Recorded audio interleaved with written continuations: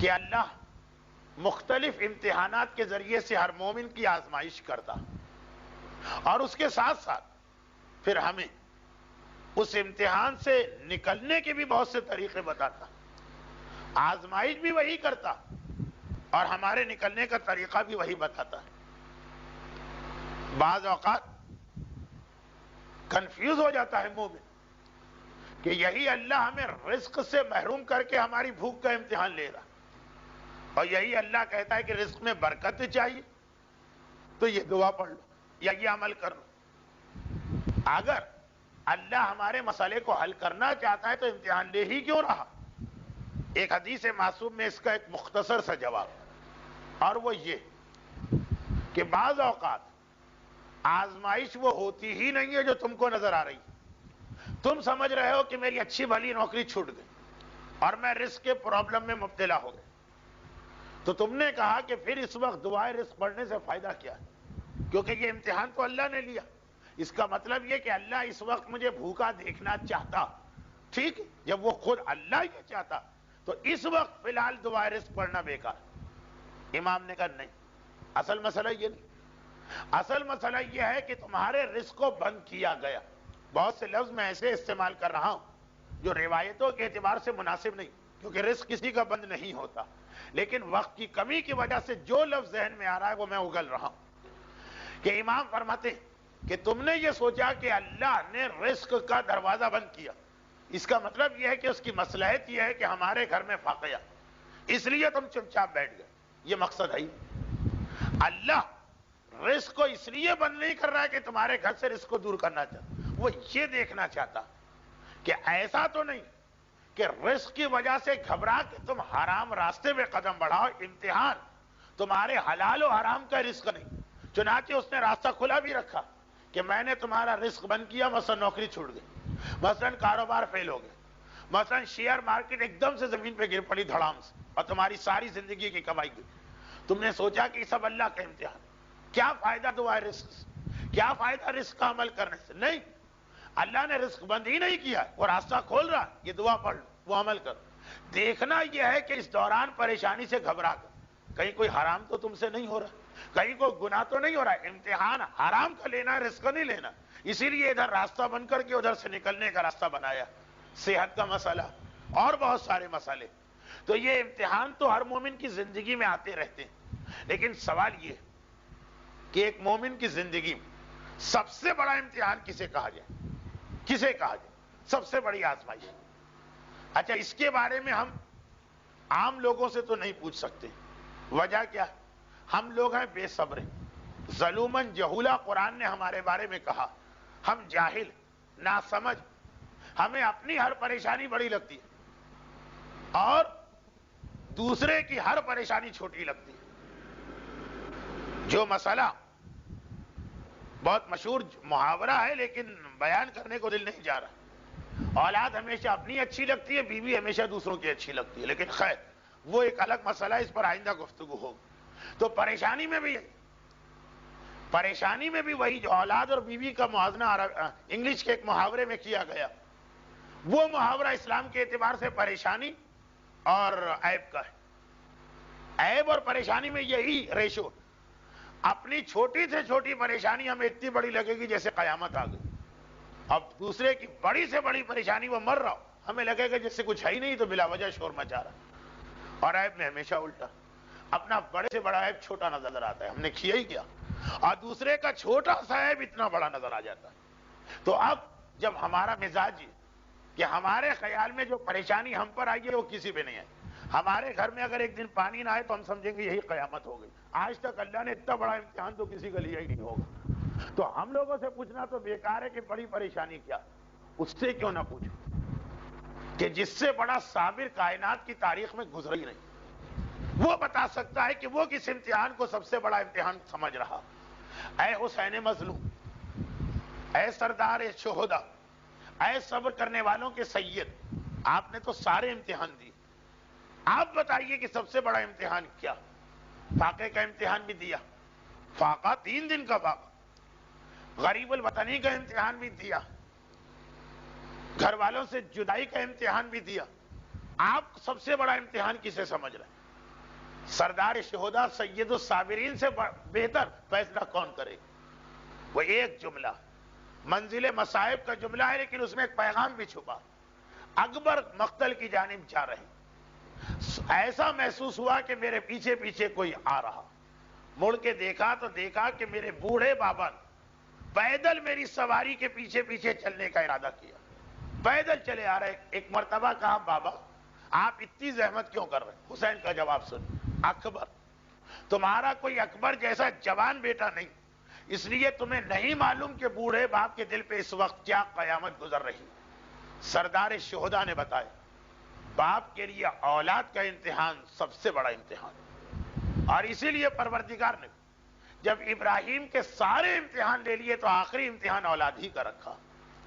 تو ادھر نص قرآنی، ادھر عمل معصوم، ثقلین جمع ہو گئے اس بات پر کہ اولاد کے امتحان سے بڑا امتحان کوئی نہیں۔ اور روایتوں میں یہ کہ اللہ کافر کا امتحان ہمیشہ چھوٹا لیتا ہے، مومن کا امتحان ہمیشہ بڑا رہتا ہے۔ چنانچہ مومن اولاد کے امتحان سے گزرے گا۔ اب اس امتحان کے کئی طریقے، کبھی یہ امتحان اس طرح ہوتا کہ مومن کو اولاد ملتی ہی نہیں، جس کو اولاد نہ ملے پوچھئے کیسا تڑپتا ہے۔ کبھی یہ امتحان جو خالصتاً ہندوستانی ماحول میں ہے وہ یہ ہوتا ہے کہ لڑکیاں ہیں لڑکا نہیں، اگرچہ قرآن اس کی مذمت کر رہا، کہتا ہے ان لوگوں کی حالت دیکھو کہ وَإِذَا بُشْرَا، جب ان کو یہ خبر دی جاتی ہے تمہارے یہاں بیٹی پیدا ہوئی، ظَلَّ وَجْهُهُ مُسْوَدًّا، اس کا چہرہ سیاہ پڑ جاتا ہے بیٹی کا نام سن کر۔ لیکن ہمارے معاشرے میں یہ بھی ایک بڑا امتحان، کبھی اولاد کا امتحان اس طرح ہوتا کہ بیٹی ہے اور شادی نہیں ہو رہی، کبھی اولاد کا امتحان اس طرح ہوتا ہے کہ شادی شدہ بیٹی مگر جہاں جا کے پھنس گئی ہے اس سسرال میں اس پہ بے انتہا مظالم، ظلم اس پر ہوں گے، تڑپے گی اس کی ماں۔ کبھی اولاد کا امتحان اس طرح ہوتا ہے کہ بیٹا مر رہا اور باپ اور ماں اس کو بچا نہیں پا رہے۔ بابر نے ہمایوں کے بستر کا طواف کر خدا سے دعا مانگی نا کہ اے خدا اگر تجھے موت ایک زندگی چاہیے تو میری زندگی لے لے، یہ زندگی چھوڑ دو۔ کبھی اولاد کا امتحان یہ ہوتا کہ اولاد کسی ظالم کے چنگل میں پھنس گئی، یا ظالم اس کے پیچھے لگا ہے کیسے اس کو بچا۔ اور کبھی اولاد کا ایک اور امتحان ہوتا ہے جو بڑا سخت، کوئی پریشانی نہیں ہے اولاد کو لے کے، اتنا بے دین اور گمراہ بن گیا کہ ماں اور باپ ایک طرف جب اس کی گمراہی کو دیکھتے ہیں تو دل چاہتا ہے کاش یہ اولاد نہ ہوئی ہوتی، مگر دوسری جانب ہے تو انہی کے جگر کا ٹکڑا نا، جب اس کی یہ حالت دیکھتے ہیں تو تڑپ تڑپ کے سوچتے ہیں خدا کسی طرح اس سے نیک ہدایت دے اور صحیح راستہ دکھا۔ یہ بھی ایک امتحان ہے، بہت بڑا امتحان، جہاں بیٹے کے پاس پیسے کی کمی نہیں، جہاں بیٹے کے پاس دنیاوی سہولتوں کی کمی نہیں، لیکن باپ اس کے شراب کو دیکھتا، باپ اس کے ترک نماز کو دیکھتا، باپ اس کے احکام دین کا مذاق اڑانے کو دیکھتا۔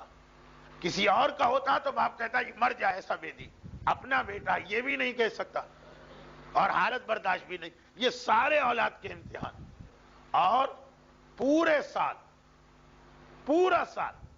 اول محرم سے آخر ذی الحجہ جو ہمارے ہاں سال، ایک ایسی تاریخ آتی ہے جسے خاص اولاد کا مسئلہ حل کرنے کی تاریخ خدا نے بنا دیا، اور وہ تاریخ ہے رجب کی 13، رجب کی 14 اور رجب کی 15۔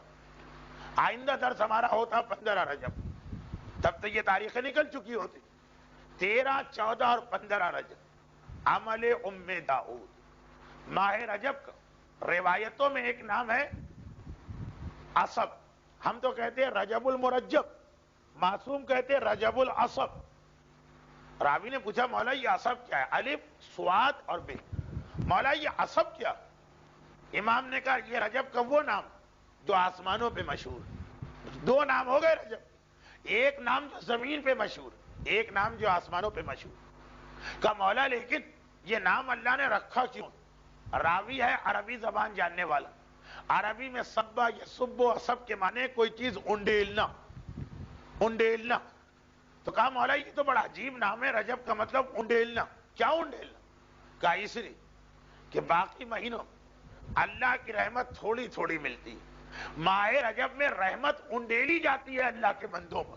دیکھیے لفظ انڈیلنا، مجھے نہیں معلوم کیسے گجراتی میں یا انگلش میں کیا کہتے ہیں، میں محسوس کر رہا ہوں بہت سے لوگ سمجھے ہی نہیں انڈیلنا کسے کہتے ہیں، لیکن اردو زبان میں انڈیلنے کے ساتھ مفہوم آتا ہے کثرت کا. چھوٹی موٹی چیزیں انڈیلی جاتی ہیں. انڈیلا یعنی پوری بالٹی انڈیلی, ٹنکی انڈیلی. رجب کا مہینہ ہے, خدا رحمت انڈیلتا ہے. رحمت کی بالٹیاں, رحمت کے کنستر, رحمت کی ٹنکیاں ہم پہ ڈالی جا رہی ہیں. اس لیے اس مہینے کا نام ہو گیا رحمت ڈالنے کا مہینہ. اور جب رحمت آ رہی تو سب سے بڑی رحمت باپ کے لیے یہ ہے, ماں کے لیے یہ ہے کہ اس کی اولاد کی پریشانی دور ہو. ماہ رجب کی 13, 14 اور 15 خاص میرے پاس خواہش ہے کہ آپ نے پچھلے سال یہ بتایا تھا, اس سال بھی بتائی.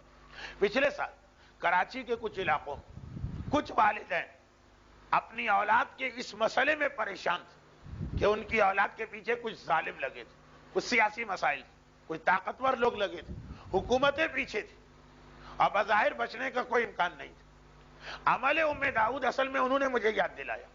اس سال جو 5 نومبر کا واقعہ پیش آئے تو اس وقت تک رجب شروع نہیں ہوا تھا. ان والدین نے مجھ سے رابطہ قائم کیا اور کہا مولانا آپ نے ممبر پہ یہ پڑھ دیا تھا, ہم نے اس پہ عمل کیا تھا, اور 1 سال بھی ابھی پورا نہیں ہوا, دوسرا رجب شروع نہیں ہوا اور مسئلہ اس طرح حل ہوا کہ ہم کو خود یقین نہیں آ رہا. پچھلے سال ہم سوچ بھی نہیں سکتے کہ حالات اس طرح بدلیں گے اور اس طرح بدل گئے. اس سال بھی آپ جہاں جہاں لوگوں کو ذرا یاد دلا دیجئے, شاید کسی بوڑھے باپ یا بوڑھی ماں کی دعا آپ کو مل جائے. باقاعدہ اس جملوں کے ساتھ مجھ سے بات کی تھی ان لوگوں نے جو ان علاقوں میں رہتے ہیں جہاں یہ مسئلہ ہے. لیکن بات صرف یہ کہ یہ عمل اتنا مشہور ہو گیا کہ میں اس کی تفصیل میں نہیں جا رہا ہوں, صرف یاد دلانے کے لیے میں نے یہ کہا.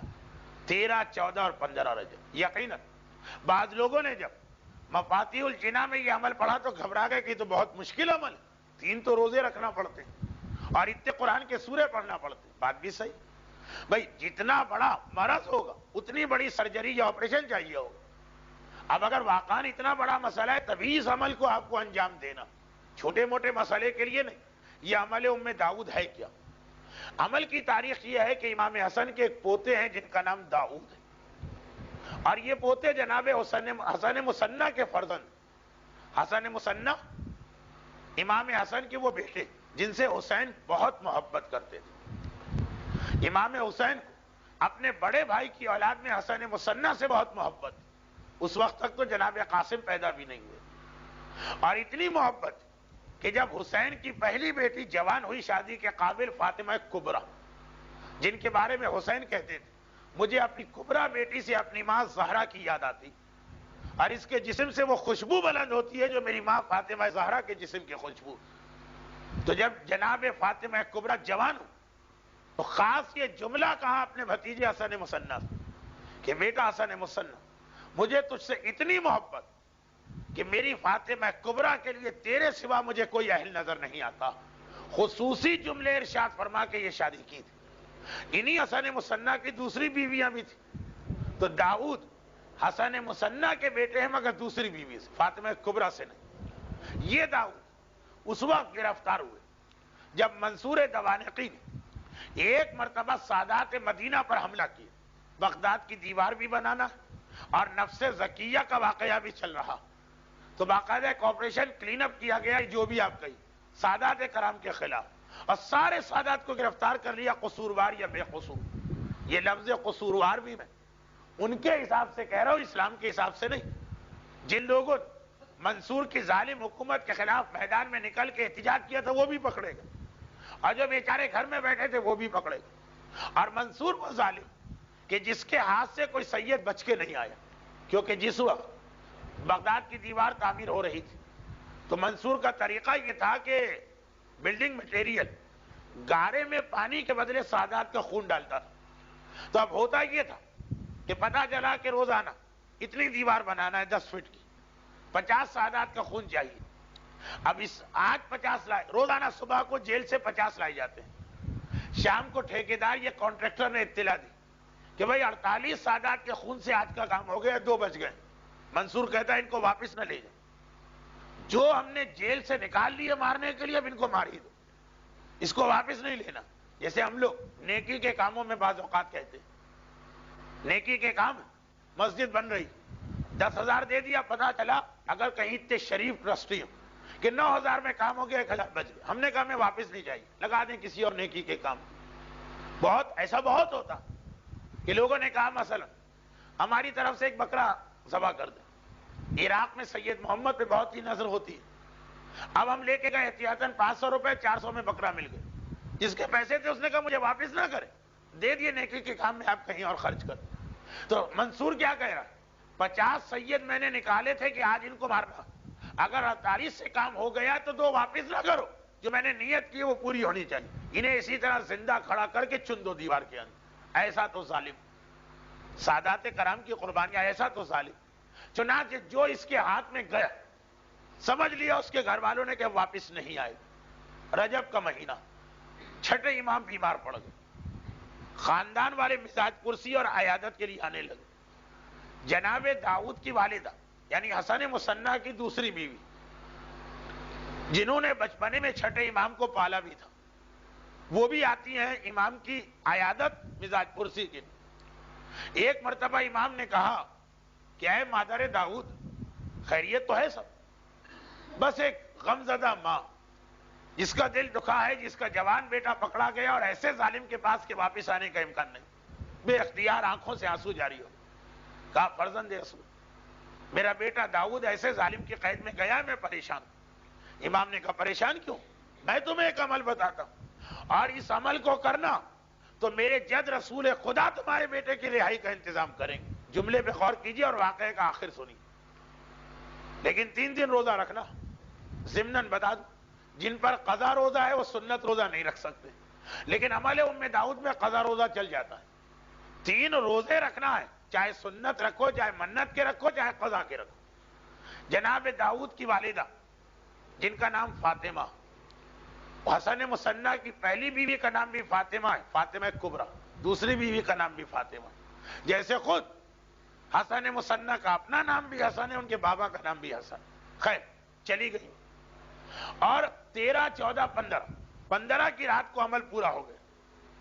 اب اس کے بعد گھر میں ہیں کہ دیکھیں کیا نتیجہ نکلتا. 1 ہفتہ ہوا ہو کہ ایک مرتبہ دیکھا میرا بیٹا داؤد گھوڑے دوڑاتا ہوا مدینے میں داخل ہوا، محلے بنی ہاشم میں آیا، ماں کے گلے لگا، مادر گرامی میں رہا ہو گیا. ماں بہت پریشان، بیٹا یہ ہوا کیسے؟ کہا کہ ادھر 15 تاریخ ختم ہوئی، شب 16 آئی اور میں اپنی حالت پہ زار و قطار رو رہا تھا. ہتھ کڑی اور بیڑی ہے اور میں جیل میں پڑا ہوں اور روزانہ دیکھ رہا ہوں کہ میرے جو ساتھی 2 آج گئے، 3 آج گئے، 5 آج گئے، واپس کوئی نہیں آتا. کوئی مارا گیا، کوئی دیوار میں چن دیا گیا، کسی کا خون لیا گیا، اور میں بھی انتظار کر رہا ہوں کہ کب میری باری آتی. 15 کا دن ختم ہوتا ہے رجب کی، 16 کی رات آئی، آدھی رات کا وقت، اور میں غنودگی کے عالم میں ہوں کہ ایک مرتبہ میں نے دیکھا میرے چاروں طرف مجمع آ گئے. گھبرا کے میں نے آنکھ کھولی، کون آئے؟ مجھے لے جانے والے تو نہیں آئے؟ دیکھا کہ نہیں، کچھ ایسے چمکتے ہوئے چہرے تھے کہ میرے دل نے گواہی دی کہ یہ تو میرے بزرگ لگ رہے ہیں. اور ان میں جو سب سے زیادہ شان و شوکت والے، میرا دل پتہ نہیں کیوں کہہ رہا تھا کہ یہ تو مجھے اپنے جد رسول اللہ لگ رہے ہیں. وہ آگے آئے، انہوں نے تعارف نہیں کرایا، آگے آئے، اپنے ہاتھوں سے میری ہتھ کڑی اور بیڑی کھولی، 10,000 درہم ایک تھیلی میں مجھے دی اور کہا یہ تیری زاد راہ کے لیے. کہا جا، تیری ماں نے آج ایک ایسا عمل مکمل کیا کہ اس کے بعد یہ ہماری ذمہ داری ہے کہ ہم تمہیں رہا کروائیں، اور اطمینان سے جا، جب تو یہاں سے غائب ہوگا تب تیری تلاش میں کوئی نہیں نکلے گا. پورے اطمینان کے ساتھ جا. مادر گرامی، میرے جد نے اپنے ہاتھوں سے میری ہتھکڑی اور بیڑی کھول کر راستے کی پریشانیاں بھی نہ ہو، کہاں بغداد کہاں مدینہ، 10,000 زاد راہ دیا. یہ عمل ام داؤد. اس کے بعد علماء کرام میں اتنا مقبول بنا کہ سید ابن طاووس جن کی کتاب اقبال کا حوالہ مفاتیح میں سینکڑوں جگہ فرماتے ہیں کہ آج تک میں نے کوئی ماں ایسی نہیں پائی جس نے اپنی اولاد کے کسی بھی مسئلے کے لیے یہ عمل کیا اور براہ راست اس کو مدد رسول نہ ملی. ابن طاووس جیسا محتاط فقیہ کہہ رہا ہے ایک ماں مجھے ایسی نہیں ملی. چنانچہ آج اولاد کی پریشانی جن کے گھروں میں، جیسا کہ میں نے کہا کہ جب ہمارے گھر میں پریشانی نہیں ہوتی تو ہمیں دوسرے کی پریشانی کی فکر بھی نہیں ہوتی، لیکن جن کے گھر میں پریشانی، یہ ایک ایسا عمل کہ ایک ہی ہفتہ ہے، آئندہ 15 رجب آ جاتی تو فائدہ نہ ہوتا. اس لیے اسی پر میں بات کو ختم کرتا ہوں. اور ایک سوال میرے پاس، سوال تو نہیں، سوال ہے بھی اور سوال نہیں بھی. یہ آیا کہ کوئی مریض ذہنی طور پہ پریشان ہے، ایک مومن کوئی عمل یا دعا ان کے بارے میں ہو سکے تو بیان کریں. خیر درس کے آخر میں دعا تو ہوگی، لیکن بعض اوقات کسی چیز کو ہم اتنا حقیر سمجھ لیتے ہیں کہ ہماری توجہ اس پہ نہیں جاتی. عمل ام داؤد تو خیر ایک رجب کا عمل.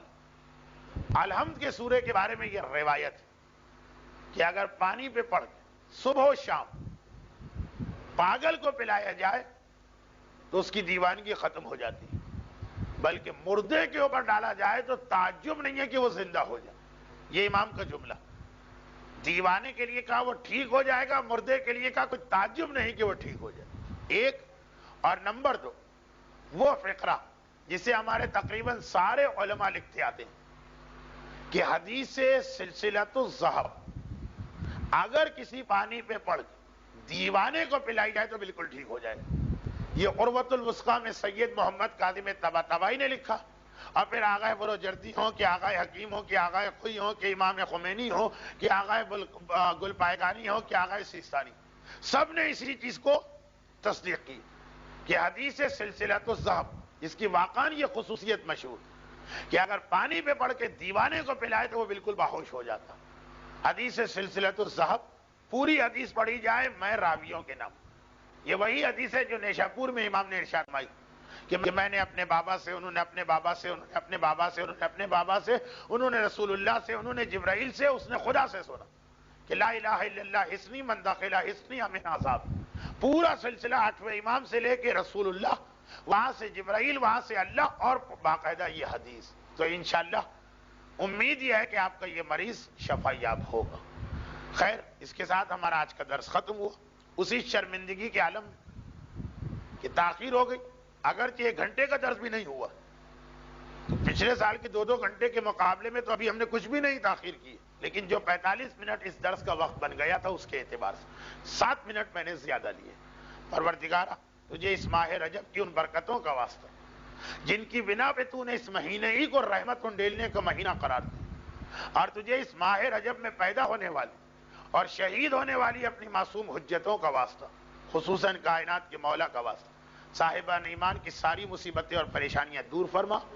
خصوصیت کے ساتھ یہ جس ذہنی مریض کے لیے دعا کی ہے ان کو، ایک اور مریض جن کے لیے خصوصی دعا کی گئی، حجت الاسلام مولانا غلام علی وزیری صاحب کی اہلیہ جو اس وقت غالباً آغا خان ہسپتال میں ہیں اور ان کی حالت بہت سیریس